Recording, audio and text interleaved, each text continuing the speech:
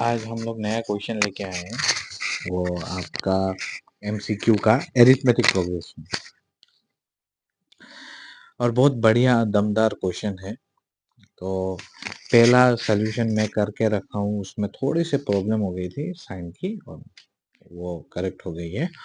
अब देखिए, if question क्या है, देखिए, if p minus one p plus three p minus one are in AP, ये पूरा AP में है, मतलब इनका कॉमन डिफरेंस सेम है, ये तीन टर्म है। तो मुझे पता है पहला टर्म और दूसरे टर्म को प्लस करके डिवाइडेड तीसरे टर्म को प्लस करके डिवाइडेड बाय 2 करने से वो आंसर आ जाएगा, मतलब p प्लस 3 आ जाएगा। तो मैंने ये फॉर्मूला लगाया, ये इन दोनों का मीट कौन सा है, ये वाला है p प्लस 3। तो ये दोनों का मीट को हम प्लस एंड्स को प्लस करके डिवाइडेड बाय 2 कर दिया तो p प्लस 3 आ जाएगा। तो आराम से p minus one plus three P minus one divided by 2 is equal to p plus 3। उसके बाद मैंने सॉल्व किया तो देखिए कितना p हो गया 4p, और one minus one plus minus one कितना हो गया -2 divided by 2 is equal to p plus 3। इसको सॉल्व करके हमको आखिर में आंसर मिला p इक्वल टू 4। सॉरी, ये आंसर नहीं है, p इक्वल टू 4 है। अब दूसरा क्वेश्चन देखिए, for the AP √2 √3 √2 4 √2 which of these following are correct option। तो आपको देखिए सबका वैल्यू, a का वैल्यू सबका a इक्वल टू √2 दे के रखा है। तो आपको इससे तो पता नहीं चलेगा कि कौन सा ऑप्शन करेक्ट है, आपको डी से पता करना पड़ेगा। तो डी कैसे आता है, देखिए a2 माइनस a1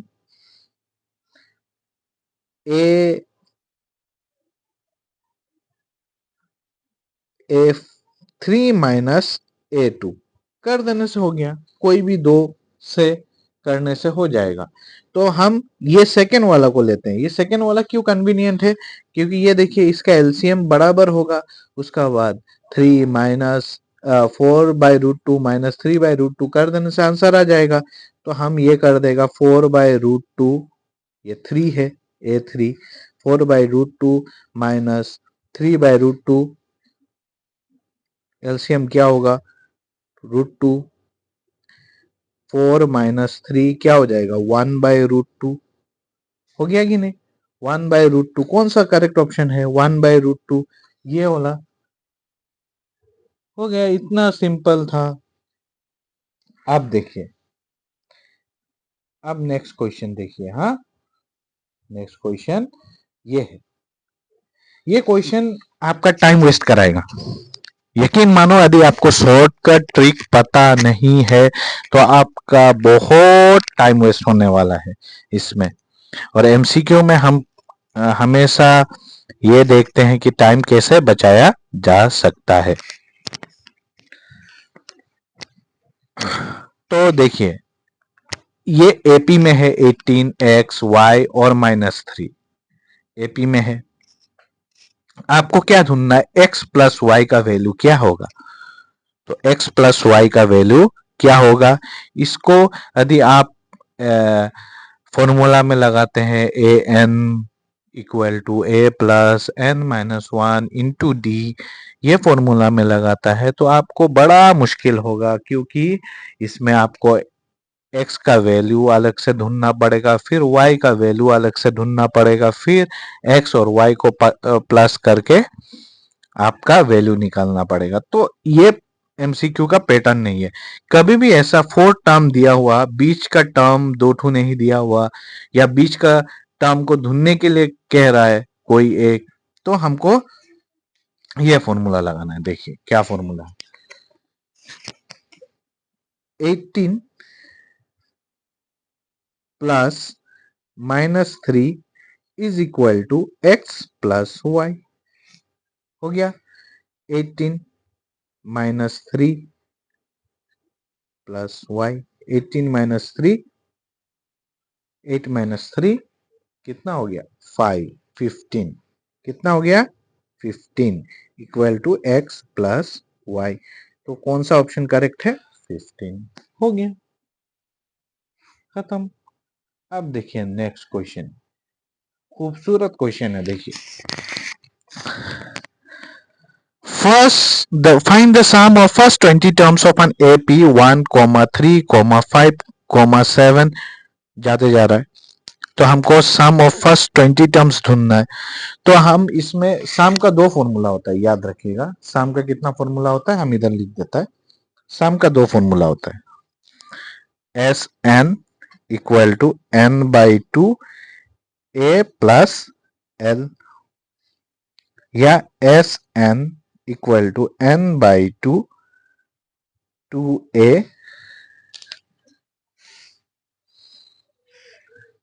ए plus N minus one into d, ये फॉर्मूला होता है।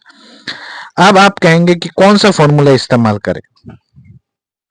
हाँ, ये सवाल सबका होता है ये कि कौन सा फॉर्मूला हमें इस्तेमाल करना चाहिए। अब देखिए एपी दिया हुआ है हमको 1,3,5,7 dot dot dot dot dot dot endless. हमको नहीं बताया कि लास्ट टर्म क्या है, ये जा रहा है। तो हमको इस क्वेश्चन में हमको ये फॉर्मूला यूज करना पड़ेगा। तो कैसे यूज करेंगे देखिए, S N equal to N by two A plus N minus one into D. आपको फॉर्मूला याद रखना है, एग्जाम में फॉर्मूला लिख के टाइम वेस्ट नहीं करना। आपको फॉर्मूला याद है, एन कितना दिया हुआ है, कितना 20 टर्म्स, 20 डिवाइडेड बाई 2। आपको सिर्फ वैल्यू पुट करना है। ए का वैल्यू क्या होगा 2, ए का वैल्यू क्या है 1, प्लस एन कितना है 20 माइनस 1 इंटू डी कितना होगा 3 माइनस 1 2। आपको सिर्फ जानना है फॉर्मूला कि ये फॉर्मूला ऐसे बैठाना है। आप मेरे जैसे स्टेप स्टेप मत करिए, इसमें टाइम वेस्ट होता है। बात समझ में आए तो इसको फर्दर सॉल्व करेंगे तो क्या आएगा 20 10 2 1 जा 2 19 इंटू 2, तो ये क्या हो जाएगा 10 2 2 9 2 जा 18 9 1 जा 2 1 जा 2 3 38 38 2 प्लस 38 40 इंटू 40 40, तो क्या हो जाएगा 400। कौन सा ऑप्शन करेक्ट है बी ऑप्शन। आपको टाइम वेस्ट नहीं करना है, बस ये क्वेश्चन इस तरह से करते हैं। आपको बिल्कुल टाइम वेस्ट नहीं करना है। यदि आपने टाइम वेस्ट किया तो मैंने जो स्टेप दिखाया वो स्टेप आपको लिखने का जरूरी नहीं। आपको पता है 20 टर्म्स ढूंढना है, 20 लगा दीजिए, 2 1 जा 2, ये 1 लिखने का दरकार नहीं है। आपको पता है 2 ए से इंटू होगा तो डायरेक्ट 2, तो आपको वैल्यू पुट करना है। और ये 19 इंटू 2 आप खुद जानते होंगे। अब ये क्वेश्चन, नेक्स्ट क्वेश्चन क्या है, नेक्स्ट क्वेश्चन ये हो गया, the first term of an AP is 4, the first term of an AP is 4, common difference is 3, the fifth term of the AP is, हाँ कॉमन डिफरेंस क्या है 3, fifth term आपको ढूंढना है। तो आपको पता है फिफ्थ टर्म, तो हम कौन सा फॉर्मूला इस्तेमाल करने वाले हैं, ये फॉर्मूला देखिए, a n equal to A plus N minus one into d, ये करने वाले हैं। लेकिन आपको सिर्फ फॉर्मूला याद रखना है, आपको वैल्यू पुट करना है बस। पहला टर्म क्या है, फर्स्ट टर्म, कितना नंबर का टर्म ढूंढना है फिफ्थ टर्म, तो ए 5 इज इक्वल टू ए कितना है 4, वैल्यू पुट करो, प्लस एन कितना है, देखो इनडायरेक्टली 5 दिया हुआ है, 5 माइनस 1 इंटू डी, डी का वैल्यू क्या है 3, तो आप सॉल्व करो, 4 प्लस 4 इंटू 3, 3 4 जा 12, 12 प्लस 4 कितना होता है 16, 12 प्लस 4 कितना होता है 16। तो आपका कौन सा ऑप्शन करेक्ट है? ये ऑप्शन करेक्ट है। आपको बात समझना है और अप्लाई करना है। अभी देखिए, if 4 by 5 comma a comma 2 are in AP, then find the value of a। हमको a का वैल्यू ढूंढना है। तो ऐसे क्वेश्चन आ जाने से हमको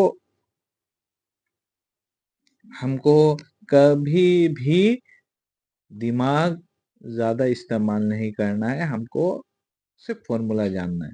और ये मिड वैल्यू का फॉर्मूला होता है, मिड वैल्यू। पहला टर्म प्लस तीसरा टर्म डिवाइडेड बाय 2, कौन सा टर्म आएगा A2। यही फॉर्मूला बस जानना है हमको। और जब हम ये फॉर्मूला जान लेंगे तो हम इसको सॉल्व कर सकेंगे। तो चलिए, a कितना है इधर 4 by 5, पहले प्लस कर लीजिए। हाँ, 4 by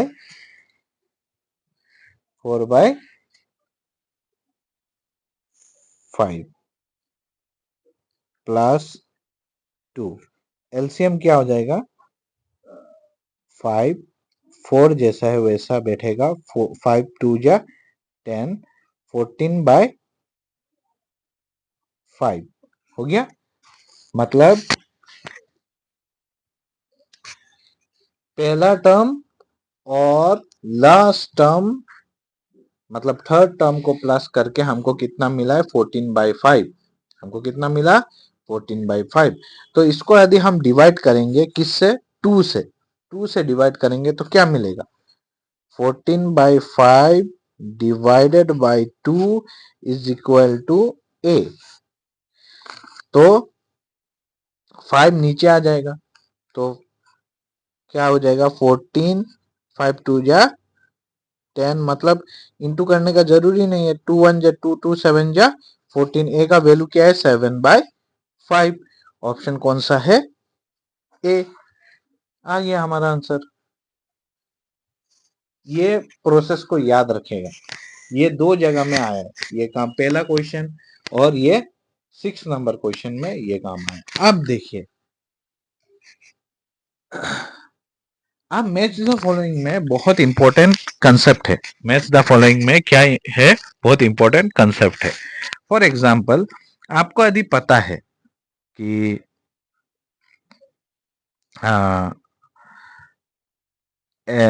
पहला टर्म दूसरा टर्म, मैच द फॉलोइंग में ज्यादा कुछ नहीं करना है, सिर्फ एक ऑप्शन को मिलाना है, एक दो ऑप्शन को मिलाना है। उसका बाद यदि वो ऑप्शन इस पे फिट बैठता है तो वह करेक्ट ऑप्शन है। फॉर एग्जाम्पल, हम पहला क्वेश्चन को सॉल्व करते हैं। A8 ढूंढना, हमको क्या ढूंढना है A8। तो हमको पता है a n equal to A plus N minus 1 into d का फॉर्मूला यूज होगा। तो इधर में टाइम वेस्ट मत करिए। देखिए, A8 ढूंढना है, A8 इक्वल टू ए का वैल्यू कितना है माइनस 11, माइनस क्या 11, -11 डाला, प्लस एन का वैल्यू कितना है 8, 8 माइनस 1 मतलब 7, और डी का वैल्यू क्या है, डी का वैल्यू ये दोनों का डिफरेंस, मतलब -7 -11 कितना होगा, देखिए -7 -11 क्या हो जाएगा -7 प्लस 11, ये क्या हो गया 11 माइनस 7 4, 4 कितना हो गया 4, डिफरेंस कितना है 4। तो हम ये 4 लगा दिया इधर। आप देखिए सॉल्व करिए, 7 4 जा 28, तो 11 माइनस करेंगे, 28 माइनस 11 कितना हो जाएगा 28 माइनस 11 7, 2 माइनस 1 1, 17, A8 कितना है 17, एक 1 का ऑप्शन क्या है C। तो 1 का C कहाँ पे है, 1 का C देखिए 1 का सी, 1 का सी, 1 का सी, 1 का ए, 1 का सी, 1 का डी, 1 का बी। तो आपको 1 का सी कहाँ पे मिला? 1 का सी कहाँ पे है? बी ऑप्शन में है। तो आपको बाकी सब सॉल्व करने का जरूरी नहीं है, क्योंकि बाकी सब गलत मैच है ना। तो गलत मैच को आप क्यों करेक्ट करना चाहते हैं? तो ये आपका कंसेप्ट है। आपको मैच द फॉलोइंग में एक दो ही ऑप्शन को करेक्ट कर चूज करना है। ऐसा भी होता है स्टूडेंट को सिर्फ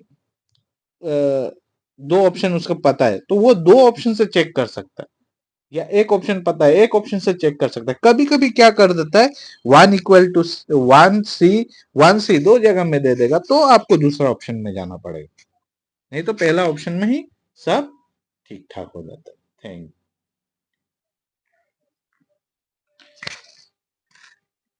आप देखिए 8 नंबर क्वेश्चन,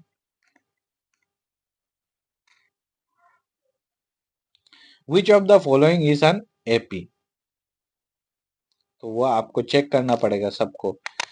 तो चेक, ये पहला ऑप्शन तो नहीं होगा, ये ऑप्शन ए खत्म, ऑप्शन ए नहीं होगा, ऑप्शन ए बिल्कुल नहीं होगा, ऑप्शन बी भी बहुत कम चांस है, चांस है नहीं है। क्यों? √3, ये 2, √6, √9, हमको डिफरेंस निकालने में प्रॉब्लम हो जाएगा। बात समझ में आया? ये ऑप्शन भी नहीं होगा, ये ऑप्शन भी नहीं होगा। 1 3 कॉमन डिफरेंस सेम नहीं है, इसका डिफरेंस 2 है, इसका डिफरेंस 6 है, तो ऐसे नहीं होगा। बात समझ में आया? लास्ट ऑप्शन ये करेक्ट है, लेकिन ये कैसे करेक्ट है हम देख लेते हैं। पहला ऑप्शन क्या है? √2। दूसरा ऑप्शन क्या है? √8, मतलब A2, √18, √32। तो हम सबको तोड़ता है, √2 को तो तोड़ने नहीं सकेगा, तो 8 को तोड़ता है। 2 4 जा 8, 2 2 जा 4, मतलब दो √2, और इसको हम लिख सकता है 2 √2, फिर इसको 18 को 2 9 जा 18, 3 3 जा 9, मतलब 3 √2 लिख सकता है ना। 3 का पेयर बना बाहर। फिर ये देखो √32, 2 1 जा 2, 2 6 जा 12, 4 4 जा 16, तो 4 √2। अब देखिए इसका कॉमन डिफरेंस, इसका आगे कुछ नहीं है तो 1, 2 - 1 1 √2, 3 - 2 1 √2, 4 - 3 1 √2। तो कौन सा ऑप्शन करेक्ट होगा? डिफरेंस सब में सेम है, तो ये आएगा। क्वेश्चन नंबर 9 ये ऑलरेडी कर चुका है। ये दोनों को प्लस करके डिवाइडेड बाय 2 करिए, जो आंसर आएगा वो टिक कर दीजिए। इसको कमेंट करिएगा, जो भी देख रहा है कमेंट करिएगा इसमें। आप देखिए, आप तो सबसे इंपॉर्टेंट क्वेश्चन, इसको यदि आप सॉल्व करना, कभी कभी ना क्वेश्चन जो है ऑब्जर्व करके आपको पता चल जाता है कि क्वेश्चन कैसा है। कभी कभी आपको पता चल जाता है कि ऑब्जर्व करके आपको पता चल जाएगा कि क्या होने वाला है नेक्स्ट आंसर। तो देखिए ये क्वेश्चन को ऑब्जर्वेशन से ही कर सकता है। पहले प्लस था, फिर माइनस, फिर माइनस, मतलब अभी जो आगे का टर्म होगा सब माइनस में ही होगा, यानी प्लस का ऑप्शन मेरा हट गया, खत्म। अब मेरे पास दो ही ऑप्शन बचा है, ये और ये। यदि हम इसको फॉर्मूला में लगाए तो बहुत टाइम वेस्ट हो जाएगा। तो देखिए इधर क्या हुआ, 1 1 और 3 का डिफरेंस कितना है? 2, फिर +2 करिए न्यूमरेटर में 5, फिर +2 करिए 7, फिर +2 करिए 9। देखिए पहला ही 3 टर्म दिया हुआ है आपका ऑलरेडी, तो और 6 टर्म तक पहुंचने के लिए हमको क्या करना पड़ेगा? और 3 टर्म ढूंढना पड़ेगा। तो 3 + 2 5, 5 + 2 7, 7 + 2 9, माइनस है ना, माइनस माइनस आंसर मिल रहा है, तो ये ऑप्शन आपका करेक्ट होगा। तो ये आपका बहुत इजी प्रोसेस है, कभी कभी ऑब्जर्वेशन से ही आपको आंसर मिलेगा। तो उम्मीद करता हूँ आपको समझ में आया होगा अरिथमेटिक प्रोग्रेशन, और आगे चल के और एमसीक्यू लेके आएंगे आपके लिए। Thank you.